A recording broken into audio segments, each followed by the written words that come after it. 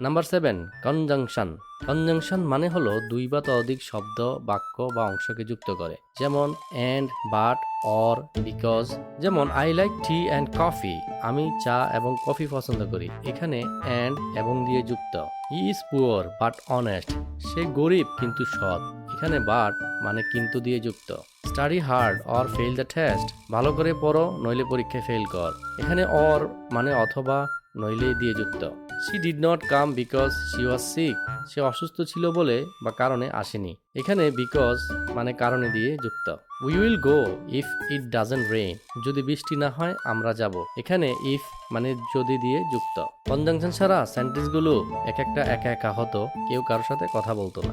এবার চলো কয়েকটি মজার এক্সাম্পল শিখে নেই। I studied but I still failed, আমি পড়াশোনা করেছি কিন্তু তবুও ফেল করেছি। কি করব, পড়া মুখে দিয়ে ঢুকাই, কানে দিয়ে বের হয়ে যায়। I am late because I slept, আমি দেরি করে ফেলেছি কারণ আমি ঘুমিয়ে পড়েছিলাম। আমি লেট করেছি বলে দেরি হয়ে গেছে। I was hungry so I ate your fries, আমি ক্ষুধার্ত ছিলাম তাই তোমার ভাজা খেয়ে ফেলেছি। ভাই কাঁদিস না, তেলে ভাজা জিনিস স্বাস্থ্যের জন্য ভালো না। Number 8, interjection. ইন্টারজেকশন হলো যেই শব্দ হঠাৎ আবেগ প্রকাশ করে, মানে হঠাৎ আবেগের বহিঃপ্রকাশ। যেমন ওয়াও, ওপস, এলএস, হেই।